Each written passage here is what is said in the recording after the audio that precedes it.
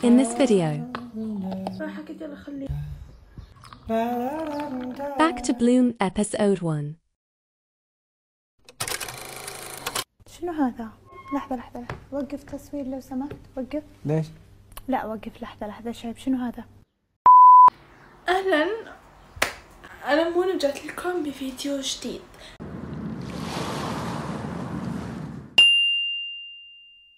اهلا، من زمان عني صح؟ انا رجعت بعد غياب طويل وكتير منكم لاحظوا اني اختفيت بس بدون تفسير، بس الحقيقة كنت مرهقة ومشغولة وحياتي كانت ماشية بأسرع من قدرتي على المواكبة، لكن اليوم هيني رجعت عشان ابدأ من جديد بس معاكم وخطوة بخطوة. مو كل اشي في حياتي جاهز، بس حبيت ابدأ بأبسط شي واللي هو ترتيب غرفتي او البيت. يعني يمكن يكون فيديو عن ترتيب البيت المكان، بس هو اعمق من كده، هو عن ترتيب النفس، الهدوء بعد الفوضى والبدايات الجديدة اللي نحتاجها أحيانا. عشان بالنسبة إلي هاي رجعة لنفسي لهدوء إلى حياتي اللي طول الوقت كنت أأجل ترتيبها. مو بس كانت فوضى مكان، كانت فوضى مشاعر، توتر، ضغط وأحلام معلقة. واليوم راح نبدأ أول خطوة مع بعض، ومن هون حنبلش معاكم أول حلقة من سلسلة اللي تمثل رجعتي لحياتي لنفسي لأيامي اللي أبيها تكون أهدى وأجمل، واللي إن شاء الله حنحقق فيها كل أحلامنا. وكمان هذا الفيديو رسالة لإلك عشان ترجع لنفسك خطوة بخطوة. وبس والله يلا نبلش.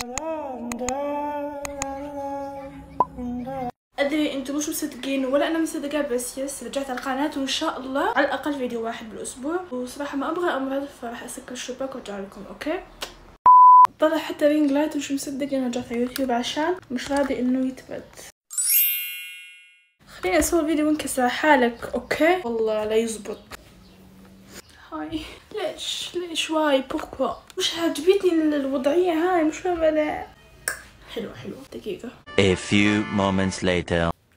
زي ما حكيت لكم ببداية الفيديو كانت عندي فترة هيك شوي ملخبطة او كتير ملخبطة، وحكيت لكم هذا الاشي بالفيديو الماضي اتوقع. نشرت الساعة وانا حياتي ملخبطة، روتيني كله ملخبط. فهذيك الفترة الحمد لله عدت، والحين ان شاء الله حنرجع نرتب حالنا، حنرجع نصمم حالنا، حنرجع نكتشف حالنا الفيديوهات الجاي. فاذا انتوا الحين ضايعين مش عارفين ايش تسووا، فهاي السلسلة الكم. اوكي فاول فيديو او اول خطوه نسويها واللي هي انه نرتب المكان اللي حوالينا. لما ترتب المكان اللي حوالينا حنترتب احنا تلقائيا من جوا. اوكي فغرفتي طبعا زي ما شفتوا، يعني شفتوا انتوا هيك شوي منها. اوكي الوضع مكركب كتير يا جماعه. بلشت لكم هذا الفيديو على فكره امبارح وحخلصه ان شاء الله اليوم. حاولت انه ارتبها شوي امبارح بس ما رتبتها كتير، لكن اليوم حخلصها باذن الله. واذا خلصتها راح اخذ ايس كوفي كمكافاه. اوكي بشوفكم بعدين.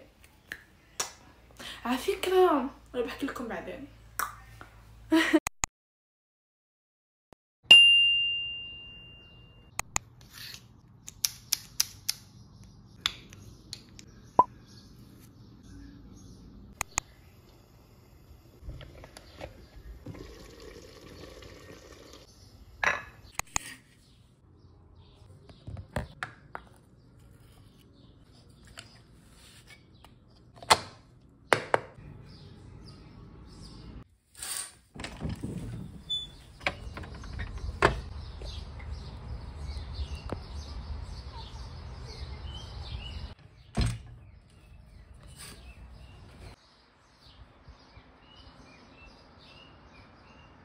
وهذا الصندوق عشان احط فيه كل اغراضي اللي ما احتاجها او اللي ما احتاجها مؤقتا. اوكي بحطهم كلهم هون.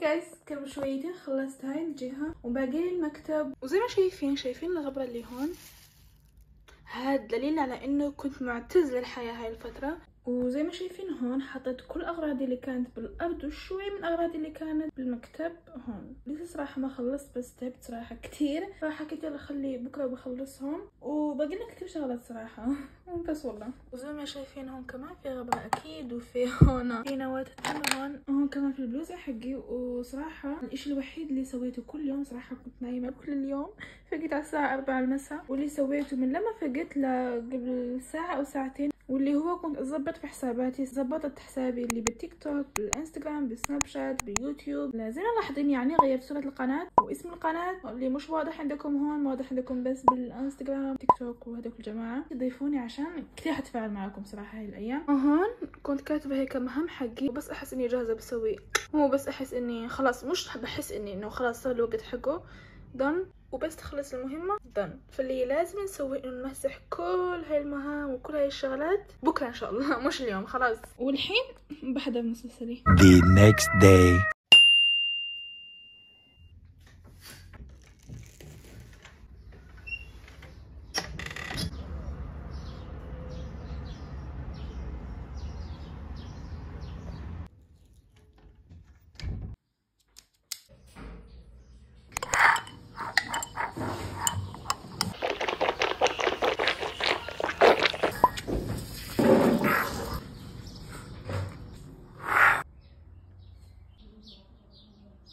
فيا جماعة أبديت على الكركبة اللي لسه عايشة فيها زي ما شايفين. المحارم بكل غرفة عشان راح يجيني نوبة حساسية، فهي هي النتيجة. وشوفوا لكم المنظر هون. اتوقع انه ورجيتكم هذا المنظر امبارح، بس في اضافات تانية زي ما شايفين محارم كمان.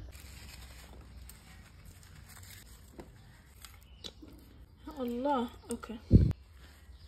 I want to remind you, doing something little by little is so much better than doing nothing at all. اول اشي نبلش فيه واللي هو التخت. ليش؟ لانه التخت هو بالاساس حق الغرفة حقنا، عشان هو اكثر مكان بنضل عليه باليوم، فلازم نرتب تخت.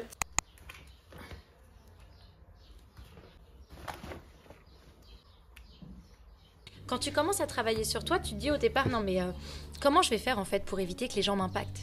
En fait, ça va se faire naturellement. Plus tu vas travailler sur toi, plus en fait l'impact que les gens vont avoir sur toi va venir contrebalancer. Exactement. En fait, naturellement, tu vas commencer à voir les gens d'un autre œil. Pourquoi? Parce que tu n'as plus besoin qu'ils t'apportent quelque chose. Il n'y a plus rien à combler en toi. Tu vois, tu as déjà répondu à ces questions. Donc si les gens ne sont pas une plus-value dans ta vie, si ce ne sont pas des gens avec qui tu passes un bon moment, des gens qui te respectent, des gens qui arrivent à te faire te sentir bien, qui t'écoutent, tu vas sentir un décalage entre vous. Tu vas dire non.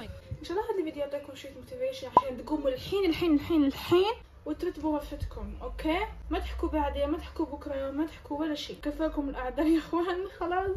حتى لو ما عندكم نشاط ارتاحوا شوي وبلشوا يعني. اوكي، on n'est pas dans la même énergie, j'ai pas envie de m'entourer de ce genre de personnes. خلصنا اول شيء. C'est pour ça que j'insiste et je répète, il faut faire le cheminement du bon côté et commencer par le bon bout. Il ne faut pas changer son groupe d'amis, faire ceci, faire... et après travailler sur soi. Ça fonctionne pas. Ça fonctionne pas exactement. C'est comme quand au final, c'est un peu le reflet de toi-même.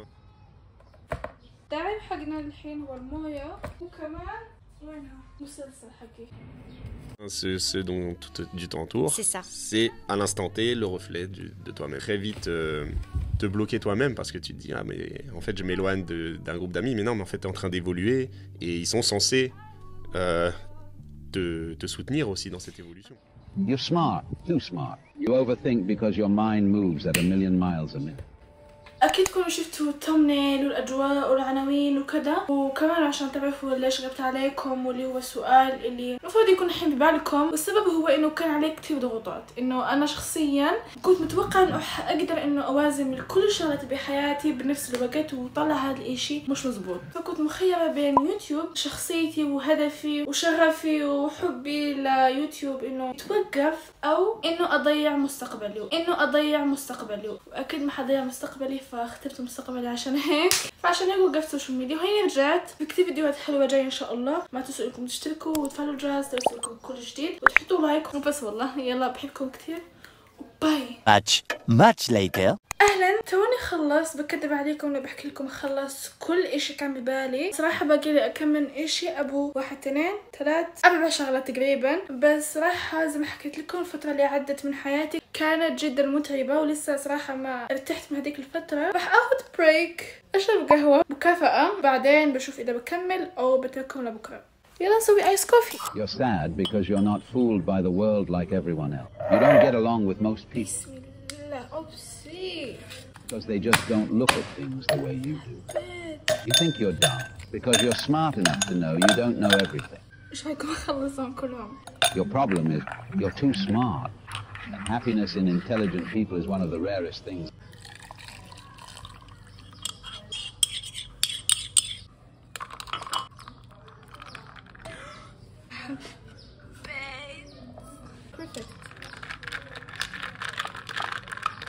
As the sun set, Lily realized she'd spent the entire day by herself, and maybe she should feel alone. She never did. Alone, sure, but not lonely. اهلا، توني خلص الايس كوفي. صراحة هي اول مرة بحياتي بسويها بهي الطريقة، وهي اول ايس كوفي اللي بالصيف، انه هاي السنة بالصيف. كتير متحمسة يا جماعة، مع انه الساعة الحين 7:08 تقريبا 6:30. اوكي، يحكوا لما تشربوا قهوة بعد الساعة 5 المساء بتودعوا الناس. let's try. بسم الله. الطريقة اللي سويتها طبعا هذه هي أصعب وصفة بالحياة. شوفوا، أخذت كاسة حطيت عليها كراميل وسويت القهوة على الكاسة هذيك. تلقائيا الكراميل حتدوب مع القهوة. صراحة ناقصها كراميل. استعملت القهوة بدون سكر عشان أنا صحية وكذا، وصراحة ما بفضل إشي كتير حالي. طلعت زاكية صراحة، مش هالإشي الواو ومش هالإشي السيء، فاهمين؟ ناقصها شوي هيك منكهات ومطيبات. مرة إن شاء الله بنضيف عليها شغلات تانية إن شاء الله. يلا بسم الله، خلينا نستمتع بالقهوة حقنا مع المسلسل حقنا كمان. طب والله إنه زاكية أحسن من القهوات اللي سويتها من قبل كتير. زاكية صراحة، بنصحكم إنكم تسووها. حبيت نيو اوبسيشن. شوفوا شكلها صراحة يجنن. يلا باي.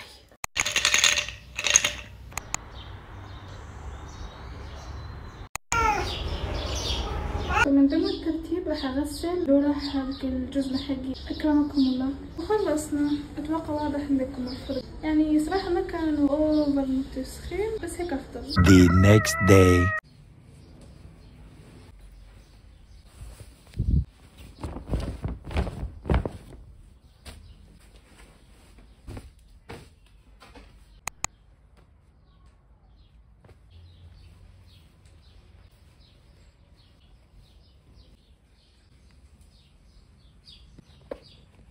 بمسحهم اول. اسمعوا ترى احنا باليوم التاني على فكرة. الحين اتوقع حخلص الشغلات اللي باقي لي شغلتين 3 أو 2 ما ادري. المهم وبس هيك. هاد كان فيديو اليوم، اتمنى يكون عجبكم حبيتوه. كان هيك خلينا نحكي ابشر شوي من المحتوى الجاي ان شاء الله. في ان شاء الله محتوى جاي كتير حيفيدكم ان شاء الله، وفي هيك كتير موتيفيشن. فاذا انتم بتحبوا الموتيفيشن بوزيتيف فايبس الفيديوهات الجاي لكم. اوكي. وعلى فكرة في اشي كتير حلو. اوكي، في سلسلة جهزت لها قبل فترة راح تنزل ان شاء الله الشهر الجاي بحوالي 29 30 25 شهر، فعلى حسب. راح احكي لكم ان شاء الله بسناب شات وانستغرام. اذا مش ضايفيني ضيفوني. وبس هيك، بحبكم كثير وبشوفكم في فيديو جاي ان شاء الله. باي.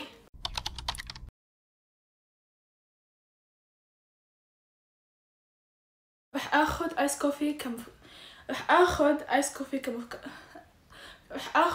كم